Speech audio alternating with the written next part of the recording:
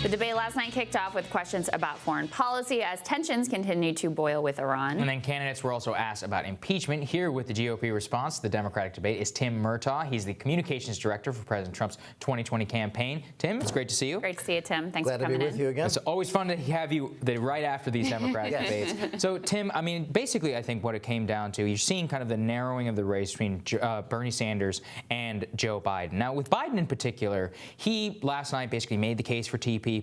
He ended his campaign note, his closing statement was all about like character counts. It was very much a Hillary Clinton-esque 2.0 ad. Is that how you see him as a candidate and the race going forward if he were to be the nominee? But we don't know. First, let me say, really, that we don't know who the nominee is going to be and who the opponent's going to be. And frankly, for us, it doesn't matter because we think the set of issues is going to be the same, no matter who it is. But since you asked about Joe Biden, I mean, Joe Biden was a bad candidate for president the first two times he ran for president. I don't know why anybody thought he'd be any better the third time around. And we're going to talk about his record. Records count. Here's a guy who was the chief cheerleader for NAFTA and for TPP. He voted in support of NAFTA. These are known job killers. And this is why one of the many reasons why Joe Biden, we believe, would have a hard time across industrialized parts of the country and places where union membership is high, because those were known job killers and they were terrible for unions and unions hated them. And so that's something that absolutely he's going to have to answer. But we don't know if he's going to be our opponent or Bernie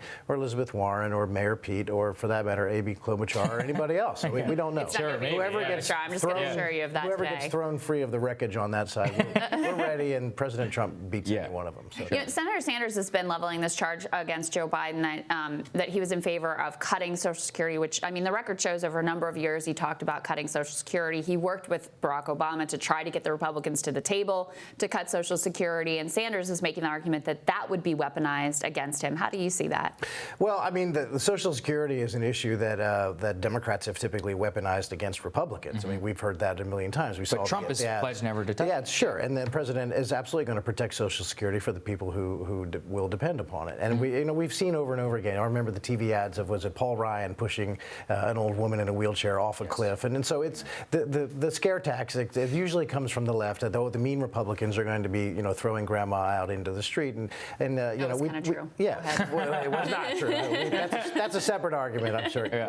But I think that's an issue really that I think that the president has taken off the table because he has pledged to defend it, and so they don't even bring that up against him anymore. So let's talk about the industrial Midwest. I've seen some reports about some interesting discussions within the campaign about Bernie in particular and about how he might change the way that the map is run in the industrial Midwest, because he's not on the wrong side of NAFTA and he's not on the wrong side of TPP.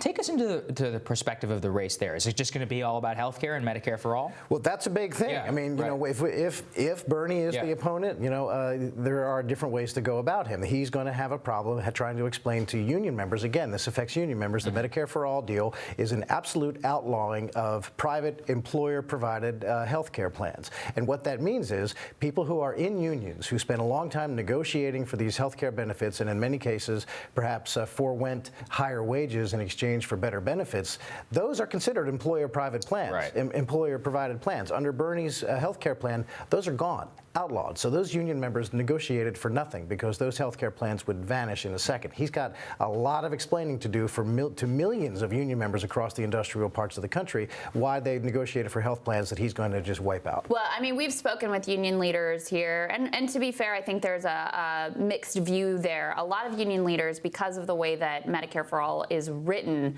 appreciate the fact they'd be able to go back to the table, and rather than having to have health care held over their head, they can negotiate for higher wages instead. But it's interesting to get, I don't want to fight with you on this, which we're not going to agree. Eaten up by all the taxes that would be required. But I think it's interesting to hear your perspective on a different approach for how you may go after Senator Sanders. I was also curious, though, Tim, what did you think of the moderators last night? I mean, you all are certainly not afraid of calling bias on the media. Did you think that they were fair last night? No. They were not. I thought this is probably one of the first times that we felt we had something in common with Bernie Sanders. You felt some solidarity there. I think that the folks on the stage, we're used to this, but it seemed like the folks on the stage were sort of out to get Bernie, or at least aligned against him. I mean, that exchange with Elizabeth Warren and how the moderator just chose to, there were two people in this conversation. She very clearly chose to believe Elizabeth Warren's version of that conversation that they had. And I think if we learned anything from the debate last night, it's that if you go into a private conversation with Elizabeth Warren, you should bring a witness. Yeah,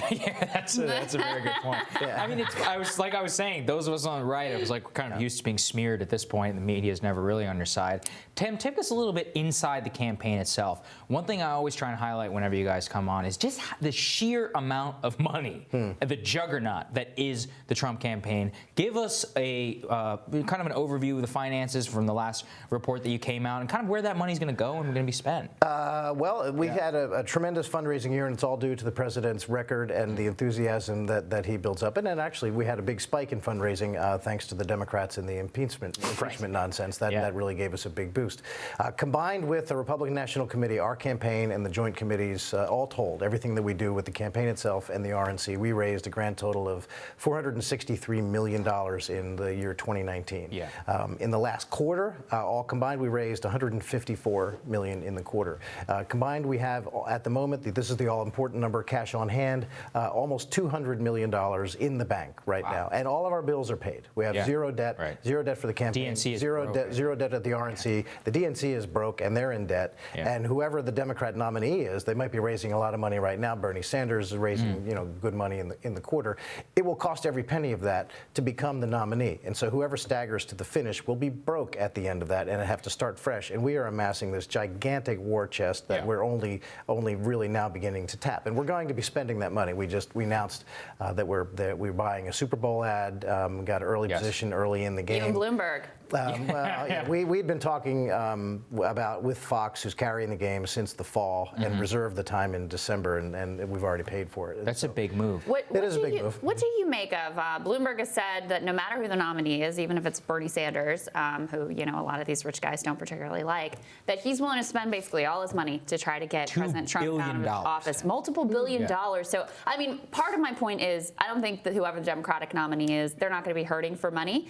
But just specifically on that, how do you feel about that? Do you think that's right that a billionaire should be able to put that kind of money, inject that kind of money into our political system? Well, he's essentially going to be acting as a super PAC, really. And so, I mean, I think people are probably inflating the value and the relevance of what he says that he's willing to do.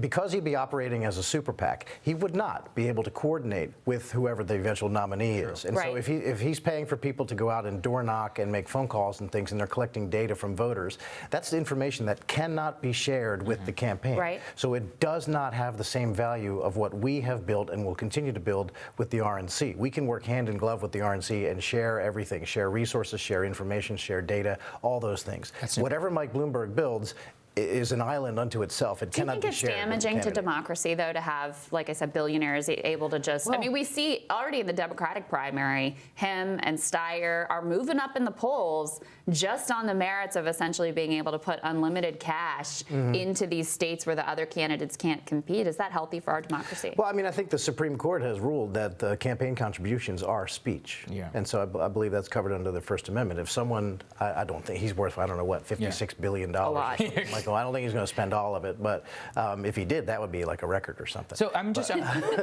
I mean, I think it's a free country. He can do what he wants. He's free to waste all the money he wants. I mean, it doesn't matter what Mike Bloomberg. We don't spend 2 seconds of our time worrying about him. Yeah. So talk us about Iowa. You guys made the decision to make that. You have the rally in Iowa, I think, right before the Iowa caucuses. Why that debate? Actually, it's funny because some of the Democrats were happy about it because they said it was going to boost turnout on their side. So maybe it's good for everybody.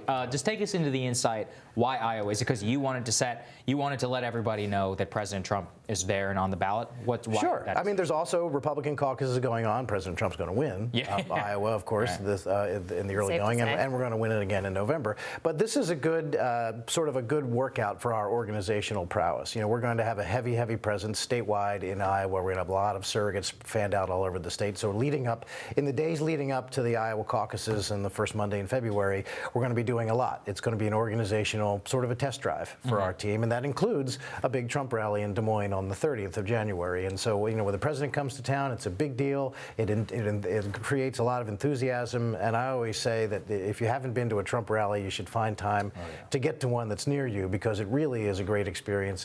It's invigorating, and it will fire people up in Iowa, and that's the purpose of it. I don't know that I would have a great experience if I went there. Please come to a rally. We'll get you a good seat. Yes, there's nothing like it. It is like a political rock concert. It really is. Amazing. All right, thank you, Tim. Thank you, Tim. Sure. Glad Thanks, to have you. The Warren Bernie feud was on full display last night. Host and founder of the Young Turks, Cenk Uygur, is going to offer his take. That's next.